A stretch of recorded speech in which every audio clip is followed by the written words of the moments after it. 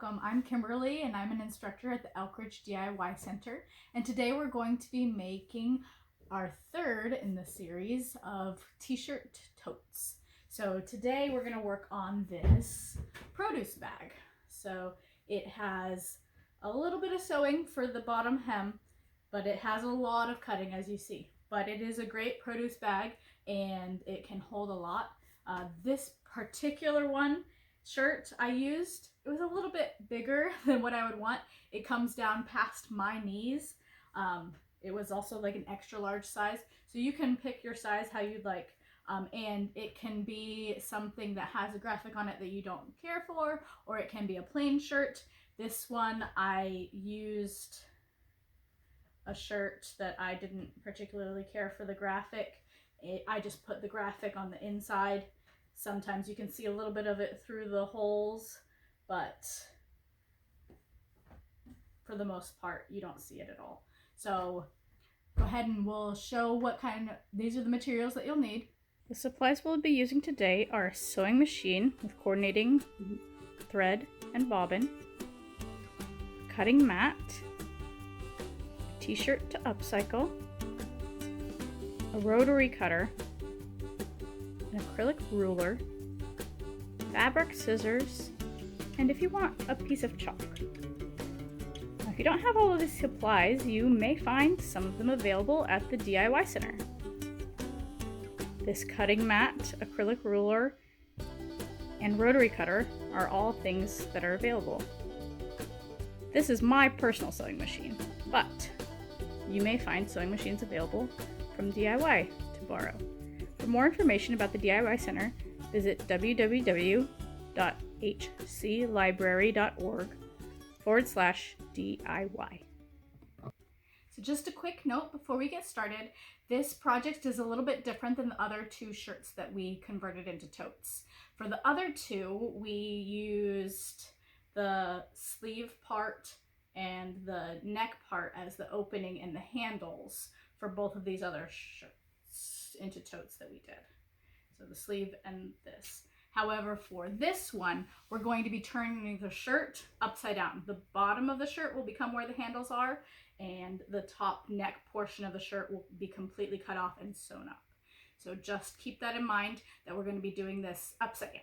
If you are using a plain shirt like I am today, you will now turn that shirt inside out before you start sewing or cutting the bottom or the top. But if you have a graphic design, go ahead and leave it as it is so that when we finish the project, that part will be hidden on the inside of the bag. So if you have a plain colored shirt, turn it inside out. If you have a graphic design shirt, leave it as it is. So we are going to be cutting off the sleeves and the neck opening of this shirt in a curved fashion. So this will be the bottom of the bag. Now, if you want, you can go ahead and use a piece of chalk to lightly sketch out a curved line.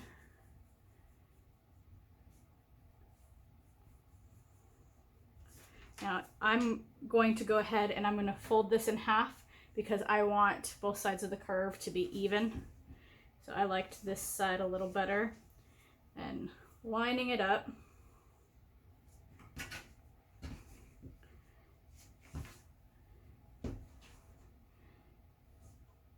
Get that flat, and then I'm going to cut along this curve right to the edge of this shirt.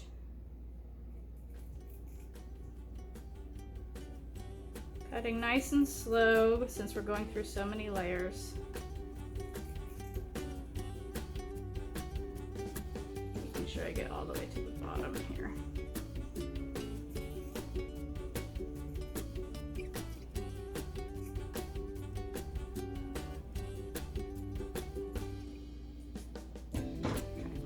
At this point, you could, if you wanted to, pin along this bottom edge. For this small of a project, I usually do not pin, but I'm going to just sew right along here. So now I'm going to go ahead and stitch the bottom of the bag right along that curve that we cut. I have a medium stitch length. My tension is at 4. I will go ahead and start by doing 1 or 2 stitches, backward stitch a little bit, and then continue forward. And then at the end, I will do the same thing to secure it on both ends. So put the foot down, forward stitch just a few, and then backward stitch a little bit. I'm using about a 1/4 inch seam allowance, and I'm allowing my presser foot to just move the material for me. You don't really push, you just guide when you're sewing with the machine.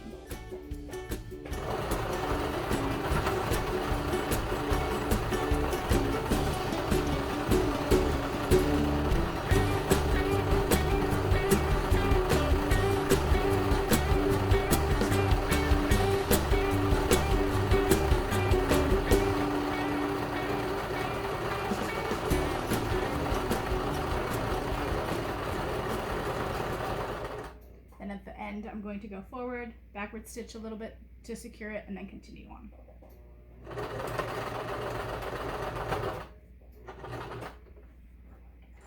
Most machines will have a little doohickey on the back that allows you to cut. I'm going to go ahead and flip it over and follow that same line back so that I have a double stitch to secure it. Make my seam extra strong because I'm going to be putting things in this and I want to make sure that it stays. Forward stitch, backwards a little bit, and then continue on.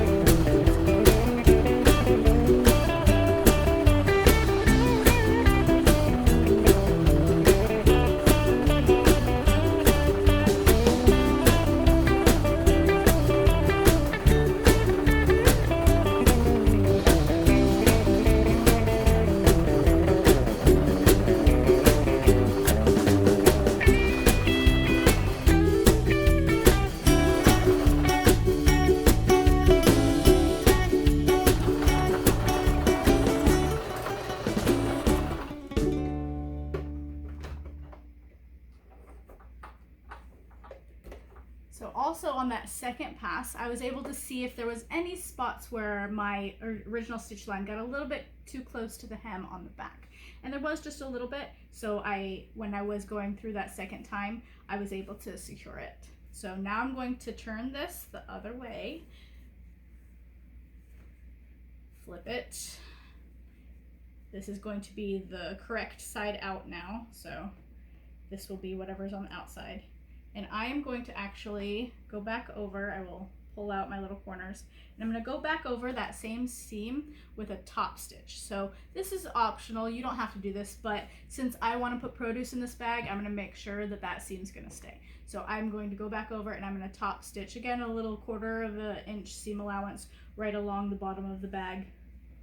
If at this point you wanted to press it, you could press it flat so you could make sure that you're getting nice, good seam. But here we go.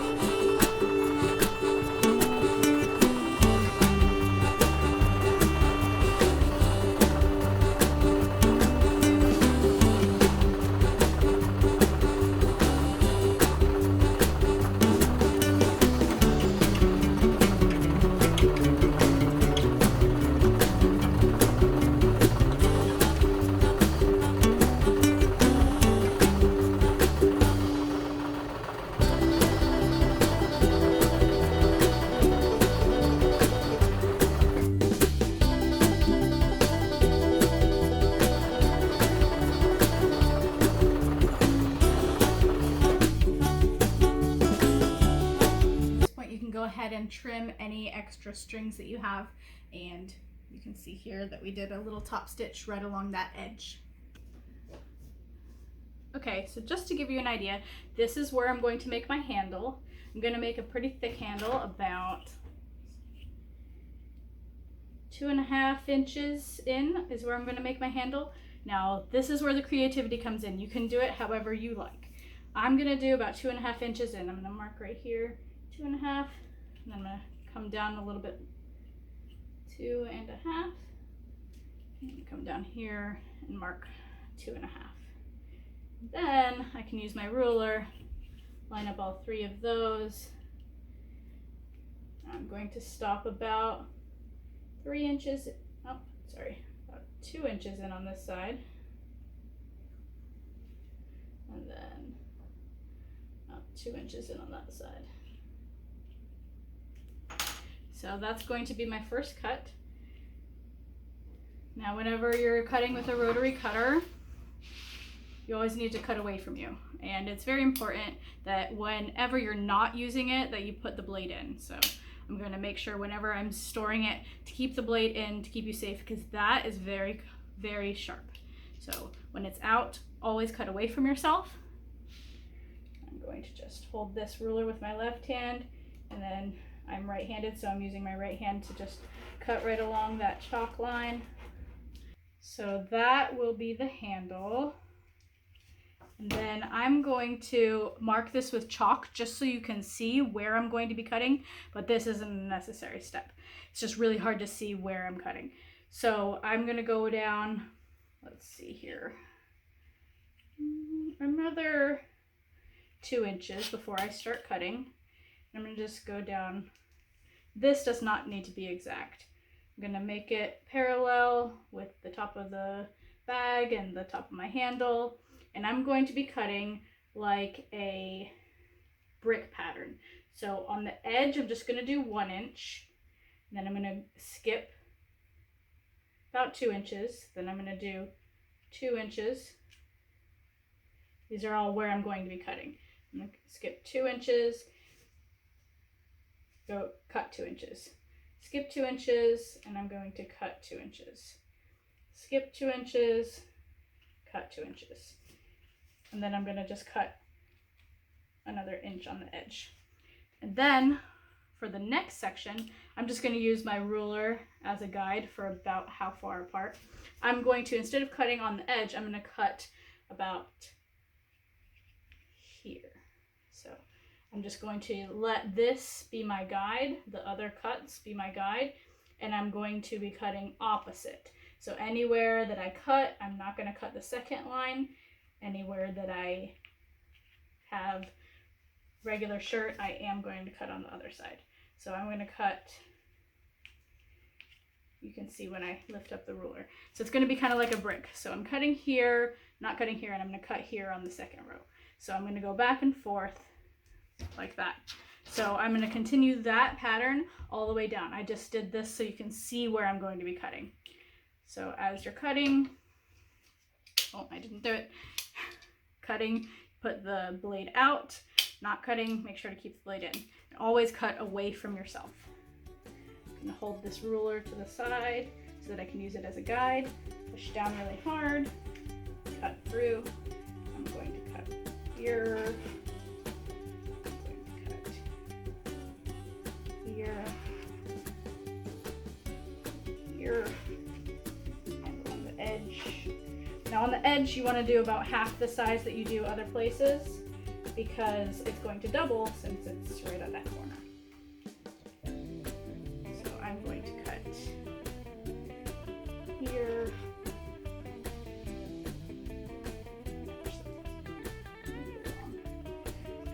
Here.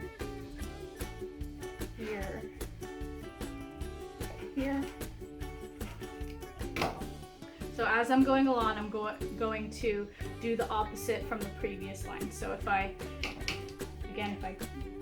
cut on the edge on the previous one, I don't cut on the next edge. And then actually here, keeping it parallel, so cut where I didn't on this one.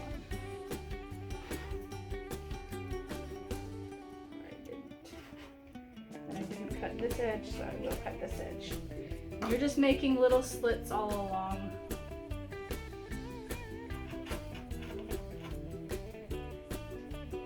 Here. Cut here.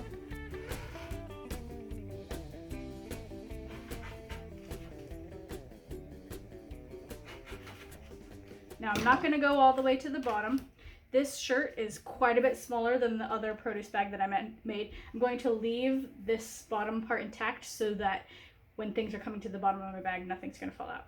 So let's see how that looks. So I'm just going to take that bag and I'm going to just pull it a little bit. See, I've got all my little holes. Now this shirt that I used was an extra small, so you can see it's a lot smaller than the other one. The previous shirt that I had used was an extra large. So you can do this with just about any size shirt that you want, and you can then use that shirt, open it up for your produce. Let's see. I'll put some stuff in here, what it looks like.